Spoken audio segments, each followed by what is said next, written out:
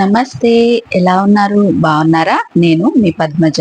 ఈ రోజు నేను మీకు ఈ వీడియోలో మృగశిర కార్తిలో స్పెషల్ గా చేసుకునే చిక్కటి చేపల పులుసు మనం ఈజీగా ఇంట్లో ఎలా తయారు చేసుకోవాలో చూపిస్తాను. ముఖ్యంగా చేపల పులుసుకి ఉప్పు, కారం, పులుపు బాగా పట్టిందంటే ఆ రుచే వేరు కదండి. ముక్క చెదిరిపోకుండా గట్టిగా ఉండి ముక్కకు కూడా మంచిగా ఉప్పు, కారం పట్టేలాగా పులుసు ఎలా తయారు చేసుకోవాలో ఇప్పుడు మనం ఈ వీడియోలో చూసేద్దాము. ముందుగా నేను ఇక్కడ 1 కేజీన్నర రవ్వ చేప తీసుకున్నానండి. వాటిని 2-3 సార్లు ఉప్పు, పసుపు వేసి శుభ్రంగా కడిగేసుకొని నీళ్ళేమీ లేకుండా వడేసుకోవాలి. ఇప్పుడు మనం ఇందులోకి ఒక 1/2 టీ స్పూన్ పసుపు, 1/2 టేబుల్ స్పూన్ ఉప్పు, అలాగే 1 టేబుల్ స్పూన్ కారం వేసుకోవాలి. ఉప్పు, పసుపు, కారం ముక్కలకి బాగా పట్టేలాగా మంచిగా కలుపుకోవాలి. ముక్కలకి మనం ఇలా ఉప్పు, కారం పట్టించడం వలన ముక్క చప్పగా లేకుండా అలాగే విడిపోకుండా ఉంటుందన్నమాట. ఇలా ముక్కలన్నిటికీ చక్కగా ఉప్పు, కారం పట్టించేసి ఒక 20 నుంచి 25 నిమిషాలు పక్కన పెట్టేద్దాము. ఇప్పుడు నిమ్మకాయ సైజ్ అంత చింతపండుని తీసుకొని ఒకసారి నీళ్లు పోసి శుభ్రంగా కడిగేసి మంచినీళ్లు పోసుకొని నానబెట్టుకోవాలి. ఒక్కో చింతపండు చాలా పుల్లగా ఉంటుందండి, అందుకని మీరు తినే పులుపుని బట్టి ఎక్కువ తక్కువ అడ్జస్ట్ చేసుకోండి. చింతపండు నానిపోయిన తర్వాత చిక్కగా పులుసు తీసి రెడీగా పక్కన ఉంచండి. ఇప్పుడు చేపల పులుసులో మసాలా కోసం మిక్సర్ జార్లోకి 1.5 టేబుల్ స్పూన్ ధనియాలు, 1 టీ స్పూన్ జీలకర్ర, అలాగే 1/2 టీ స్పూన్ మెంతులు, 1 టేబుల్ స్పూన్ గసగసాలు వేసుకొని వీటన్నిటిని మెత్తగా పొడి చేసుకోండి. చూడండి, ఇక్కడ నేను చూపిస్తున్నట్టుగా ఇలా పొడి చేసుకున్న తర్వాత ఇప్పుడు మనం ఇందులోకి 1 ఇంచు అల్లం ముక్కని ఇలా ముక్కలుగా కట్ చేసుకొని వేసుకోవాలి. అలాగే ఒక 20 వెల్లుల్లి రెబ్బలు వేసుకొని వీటిని కచ్చాపచ్చాగా మిక్సీ పట్టుకోవాలి. ఇలా మిక్సీ పట్టుకున్న తర్వాత ఇప్పుడు మనం ఇందులోకి 2 మీడియం సైజు ఉన్న టమాటాలని ఇలా పెద్ద ముక్కలుగా కట్ చేసుకొని వేసుకొని వీటన్నిటిని కూడా మెత్తగా పేస్ట్ చేసుకోవాలి. చూడండి, మనకి చేపల పులుసులోకి మసాలా రెడీ అయిపోయింది. దీన్ని రెడీగా పక్కన ఉంచేసి ఇప్పుడు మనం చేపల పులుసు తయారు చేసుకుందాము. స్టవ్ వెలిగించి వెడల్పాటి గిన్నె పెట్టుకొని అందులోకి 1/2 కప్పు దాకా అంటే 125 గ్రాముల దాకా నూనె వేసుకొని వేడి చేసుకోవాలి. నూనె కొంచెం వేడవగానే 2 మీడియం సైజున ఉల్లిపాయల్ని ఇలా సన్న ముక్కలుగా కట్ చేసుకొని వేసుకోవాలి.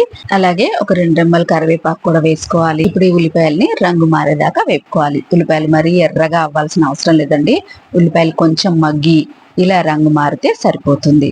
ఉల్లిపాయలు ఇలా మగ్గిపోగానే ఇప్పుడు మనం ఇందులోకి గ్రైండ్ చేసి పెట్టుకున్న మసాలా అంతా కూడా ఇందులో వేసుకొని స్టవ్ ని మీడియం ఫ్లేమ్ లో పెట్టుకొని ఈ మసాలాలోని పచ్చివాసన పోయేదాకా మంచిగా వేపుకోవాలి. ఈ మసాలా వేగడానికి మనకి 5 నుంచి 6 నిమిషాలు టైం పడుతుందండి. మీరు దగ్గరే ఉండి అడుగంటకుండా ఈ మసాలాని మంచిగా వేపుకోండి. మనం ఈ మసాలాలో గసగసాలు వేసాం కాబట్టి ఖచ్చితంగా అడుగంటుతుందండి. అందుకని స్టవ్ ని మీడియం ఫ్లేమ్ లో పెట్టుకొని మీరు దగ్గరే ఉండి వేపండి. ఒక 5-6 నిమిషాలకు చూడండి మసాలాలోని పచ్చివాసన పోయి ఆయిల్ అంతా ఇలా సపరేట్ అవగానే ఇప్పుడు మనం ఇందులోకి పులుసుకు సరిపడా 1/2 టీ స్పూన్ పసుపు, 1 టేబుల్ స్పూన్ కారం, అలాగే 1 టేబుల్ స్పూన్ ఉప్పు కూడా వేసుకొని వీటిలోని పచ్చివాసన అంతా పోయేదాకా ఒక్క 2 నిమిషాల పాటు స్టవ్ ని లో ఫ్లేమ్ లో పెట్టుకొని వేపుకోవాలి. ఒక్క 2 నిమిషాలకి ఇందులోని పచ్చివాసన పోగానే మనం ముందుగా చింతపండు నానబెట్టుకున్నాం కదండి, దాన్ని చిక్కగా పులుసు తీసుకొని ఆ పులుసు అంతా కూడా ఇందులోకి వేసేసుకోవాలి. పులుసుతో పాటు 1.5 కప్పుల నీళ్ళను కూడా ఇందులో వేసుకోవాలి. నీళ్లు ఒకసారి ఎక్కువగా పోసేసుకోకూడదండి. నీళ్లు ఎక్కువ పోస్తే పులుసు ఉడికి చిక్కబడ్డానికి చాలా టైం పడుతుంది. అందుకని సరిపడా నీళ్ళని పోసుకొని ఒకసారి ఇదంతా కలిసిలా కలుపుకొని ఒకసారి ఉప్పు, కారం, పులుపు చెక్ చేసుకోండి. మీకు గనుక ఏమైనా తగ్గిందనిపిస్తే మీ రుచికి సరిపడా ఉప్పుని, కారాన్ని, పులుపుని అడ్జస్ట్ చేసుకొని స్టవ్ ని మీడియం ఫ్లేమ్ లో పెట్టుకొని మూత పెట్టకుండా పులుసుని మరగనివ్వండి. ఒక 5 నిమిషాలకు చూడండి పులుసులా బాగా మరిగి చిక్కపడుతుంది. ఇప్పుడు ఈ పులుసులోకి మనం చేప ముక్కల్ని వేసుకుందాము.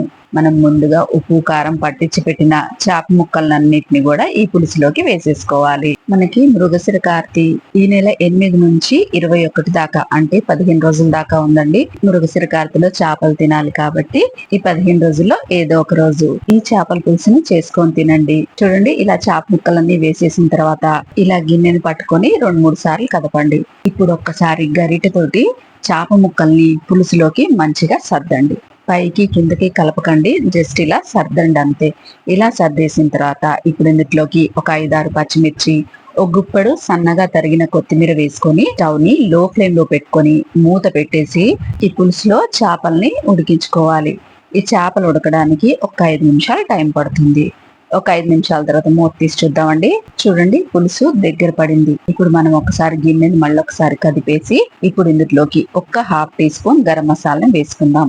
గరం మసాలా వేసుకున్న తర్వాత మళ్ళొకసారి గిన్నెని కదిపేసి స్టవ్ ని లో ఫ్లేమ్ లోనే ఉంచి మూత పెట్టి ఇంకొక 2 నిమిషాల పాటు ఈ పులుసుని ఉడికించాలి. ఒక 2 నిమిషాల తర్వాత మూత తీసి చూద్దామండి.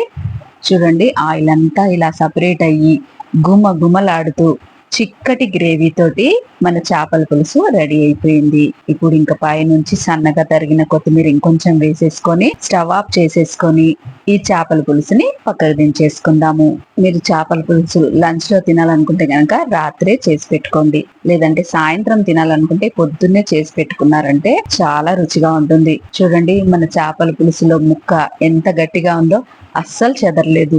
ఈ చేపల పులుసులో తలకాయ ముక్క చాలా రుచిగా ఉంటుంది. అలాగే పులుసు కూడా చూడండి ఎంత చిక్కగా ఉందో. కొంచెం పులుసు తోటి అన్నం అంతా తినేసేయచ్చు. ఎంతో ఈజీగా చేసుకునే ఈ టేస్టీ మృగశిర కార్తీ స్పెషల్ చేపల పులుసుని మీరు ఇంట్లో ఒకసారి తప్పకుండా ట్రై చేయండి. ఈ చేపల పులుసు రెసిపీ కనుక మీకు నచ్చినట్టయితే లైక్ చేయండి, షేర్ చేయండి, కామెంట్ చేయండి. ఇలాంటి మరిన్ని మంచి రెసిపీస్ కోసం నా ఛానల్ ని సబ్స్క్రైబ్ చేసుకోండి. మరో మంచి రెసిపీతో మళ్ళీ కలుసుకుందాం. అంతవరకు సెలవు. నమస్తే.